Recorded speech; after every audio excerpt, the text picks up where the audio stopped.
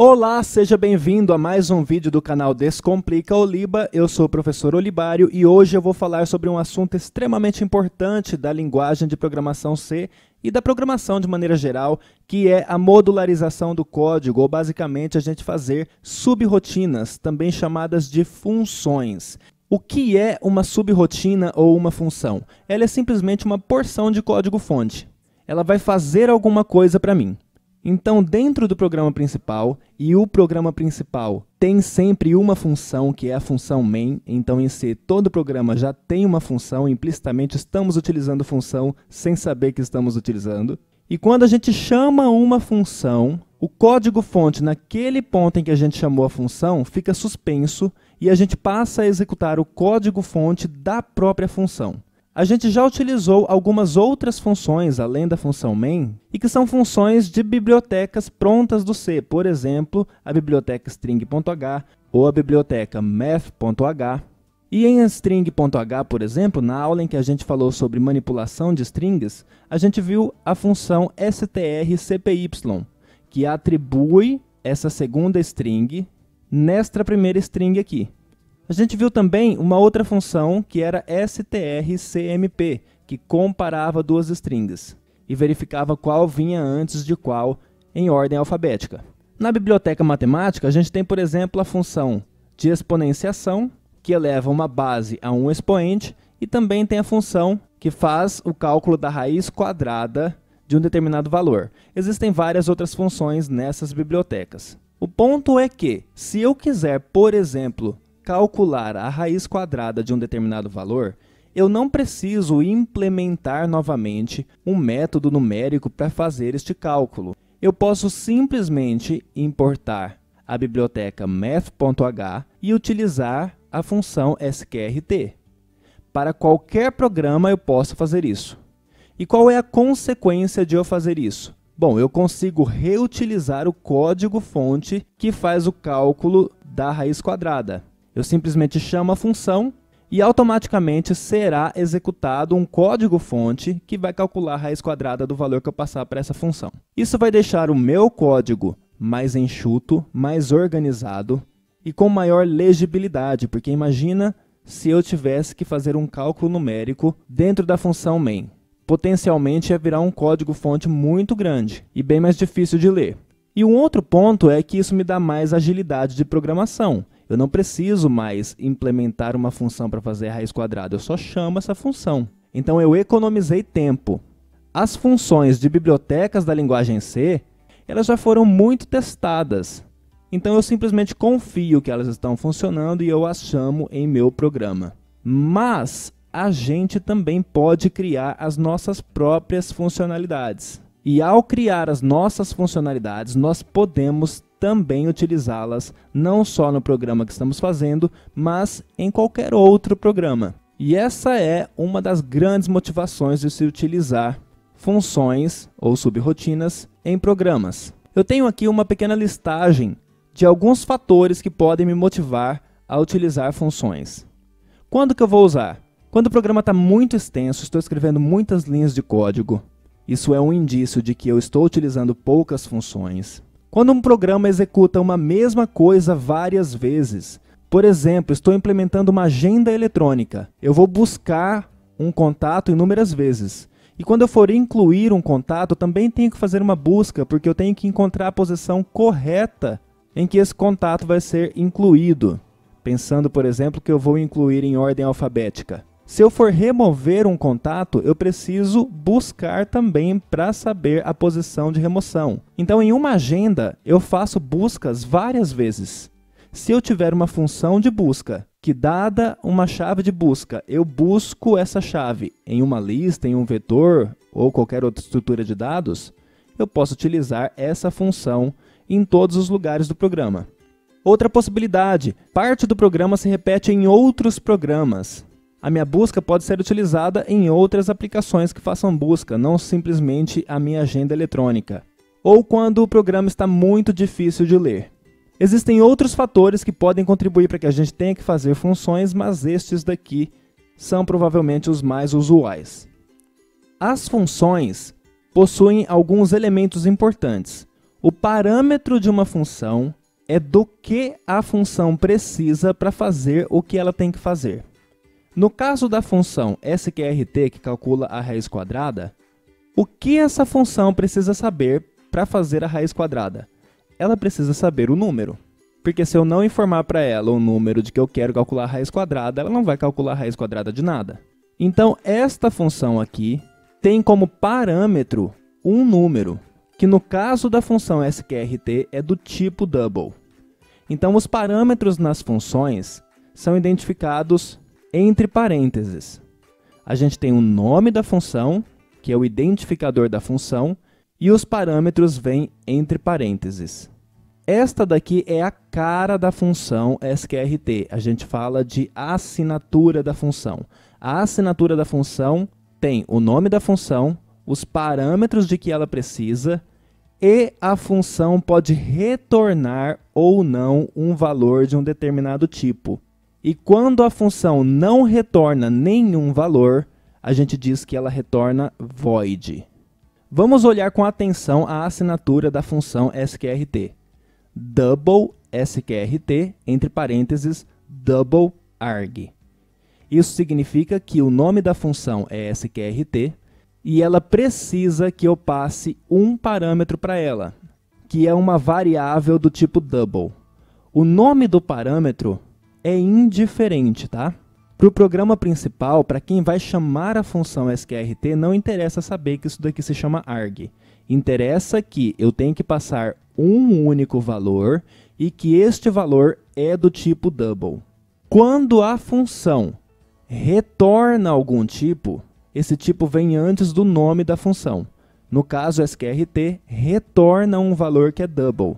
E esse valor double será a raiz quadrada deste parâmetro arg.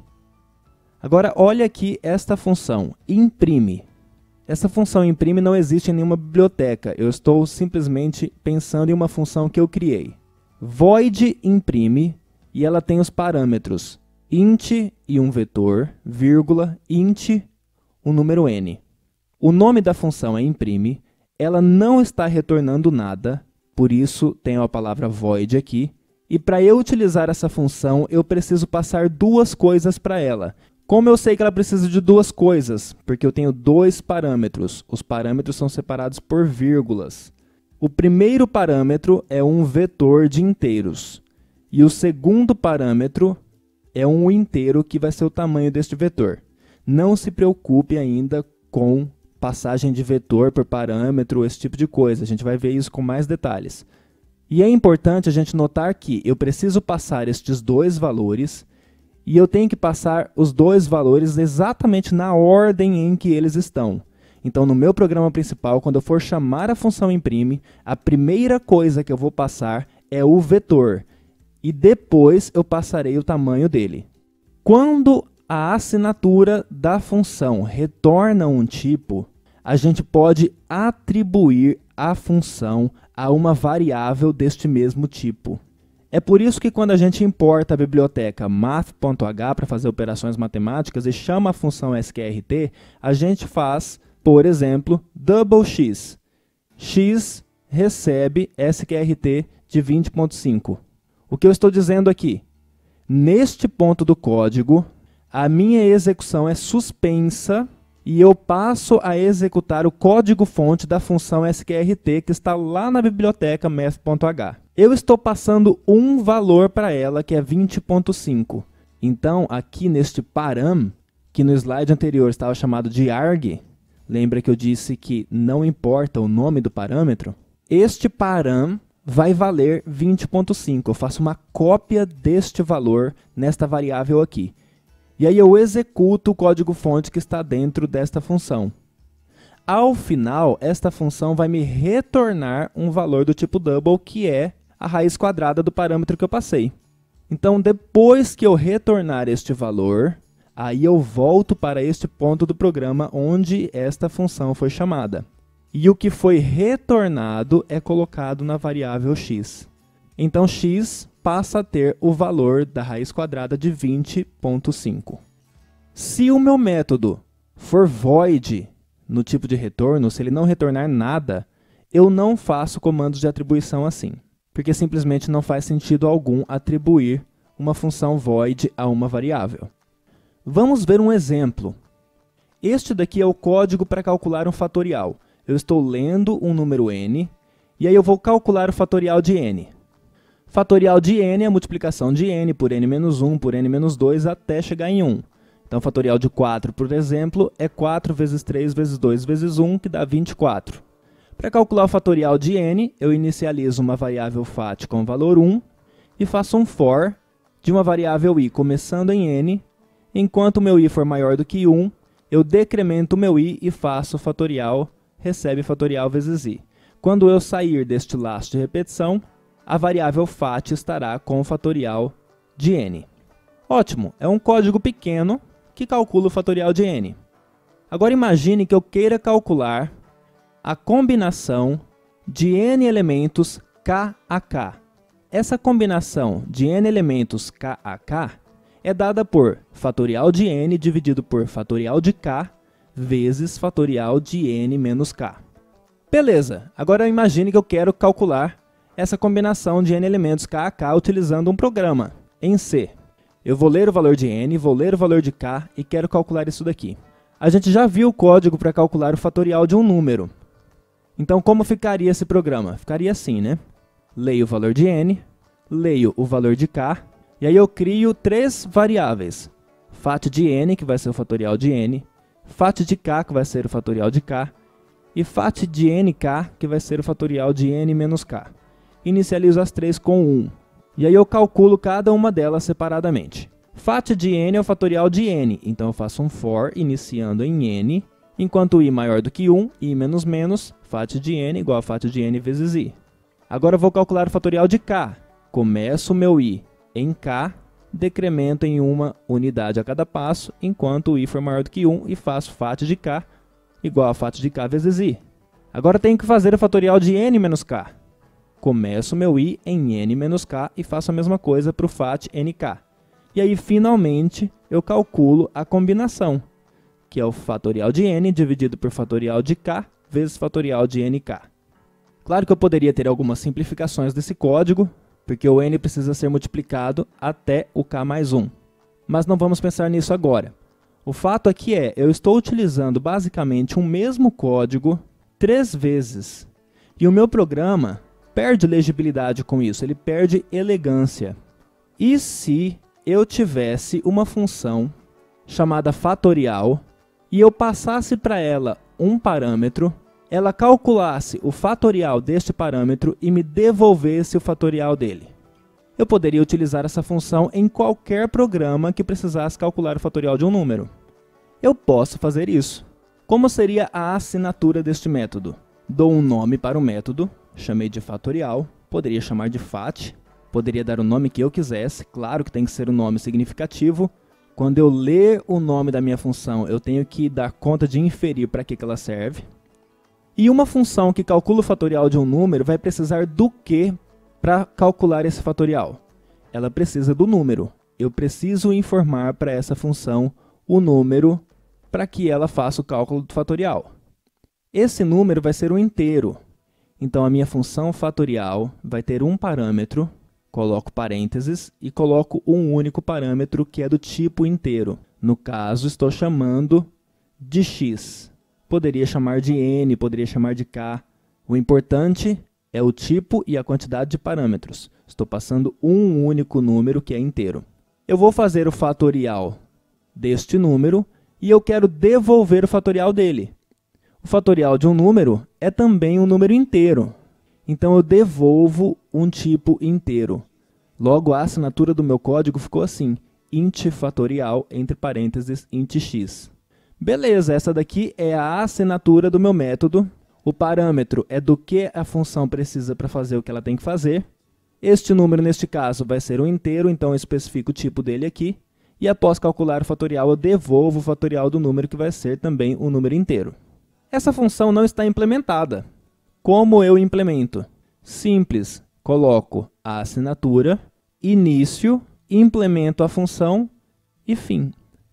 Para eu calcular o fatorial de um número x, Preciso de uma variável i que eu vou utilizar no meu for, uma variável fatorial que começa com o valor 1, e aí eu vou fazer for i começando em x, porque eu quero calcular o fatorial de x, enquanto o meu i for maior do que 1, i menos menos, eu faço fat recebe fat vezes i.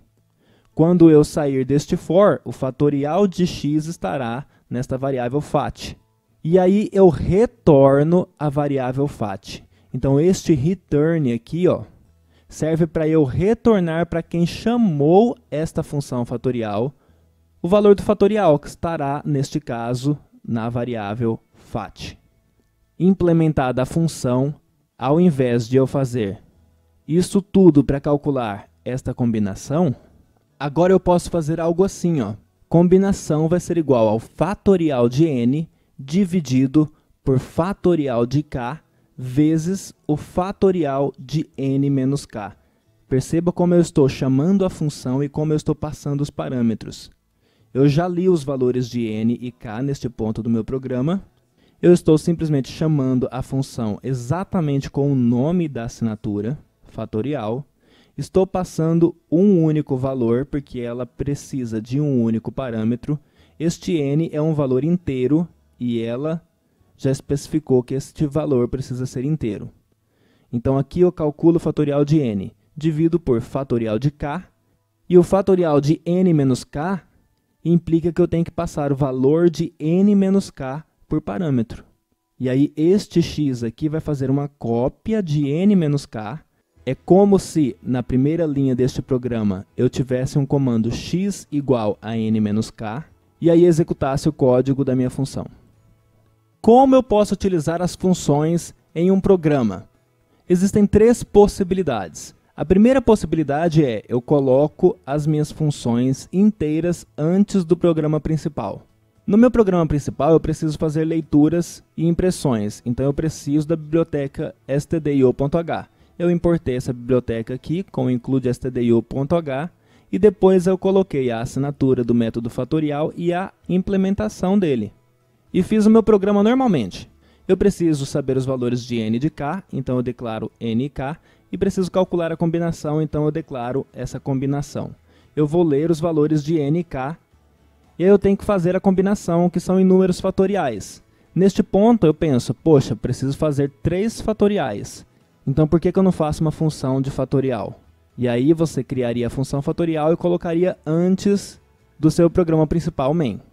Tendo a função, eu posso colocar na fórmula. Combinação é igual a fatorial de n dividido por fatorial de k vezes fatorial de n menos k. E aí eu posso fazer o que eu quiser com esta combinação, exatamente como estamos habituados. É um comando de atribuição normal. Eu vou ter um valor atribuído a esta variável. Neste caso, eu imprimi o valor da combinação. A segunda possibilidade é, eu coloco a assinatura do método antes do programa principal e coloco a implementação completa do método depois do programa principal. Neste caso, então, eu teria int fatorial int x, ponto e vírgula. Está só a assinatura do método aqui.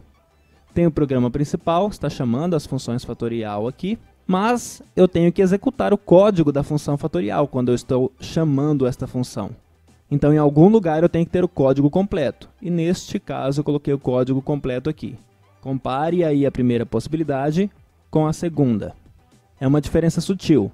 Quando que eu vou utilizar a segunda possibilidade no lugar da primeira? Bom, imagine que eu tenha um programa com 100 funcionalidades. Se eu colocar todos os códigos logo de cara aqui em cima, se eu tiver que procurar uma função lá no meio para saber, por exemplo, se a função está nesse programa ou não, vai ficar mais difícil eu encontrá-la, por exemplo, rolando a tela. Se eu colocar as assinaturas, eu já terei os nomes de todas as funções, fica mais fácil identificar se uma função está naquele programa ou não. Se ela estiver, eu procuro ela lá embaixo. Então existe aí uma diferença de organização. Uma terceira possibilidade é eu fazer a minha biblioteca. Assim como existe stdio.h, math.h, eu posso fazer uma biblioteca para mim. Por exemplo, uma biblioteca chamada matemática.h. Eu crio um arquivo com extensão .h, a gente vai ver isso logo mais. Coloco todas as funções nesse arquivo .h. Posso colocar desta forma, com a implementação completa, ou posso colocar a assinatura, ponto e vírgula, colocar todas as assinaturas, depois colocar todas as implementações, e eu deixo só as funções no arquivo .h. E aí no meu programa principal, eu importo a minha biblioteca desta maneira aqui, ó, com aspas. Por que com aspas e não com o menor ou maior? Menor e maior indica que a biblioteca está junto com as pastas de instalação da minha IDE. No caso, a minha IDE aqui é o Dev C++. Se eu for olhar nas pastas de instalação, eu tenho aqui uma pasta include, e nesta pasta eu tenho aqui o arquivo stdio.h, string.h e alguns outros. Como o stdio.h já faz parte das instalações, coloco menor ou maior. Matemática.h não faz parte da instalação da minha IDE, então eu coloco entre aspas. E aí eu posso chamar a minha função normalmente. Quando eu chamar a função, como a minha biblioteca foi importada, o meu compilador consegue encontrar essa função. E é isso que eu gostaria de mostrar neste vídeo de hoje. No vídeo que vem, nós vamos fazer a função que calcula essa combinação e eu vou implementar com você dessas 3 formas diferentes que eu mostrei neste vídeo aqui. Se você gostou desse vídeo, se inscreva no canal, clique em gostei aqui embaixo e compartilhe o vídeo com seus amigos. Não se esqueça também de ativar o sininho de notificações para ficar por dentro dos nossos novos conteúdos. Um abraço e bons estudos!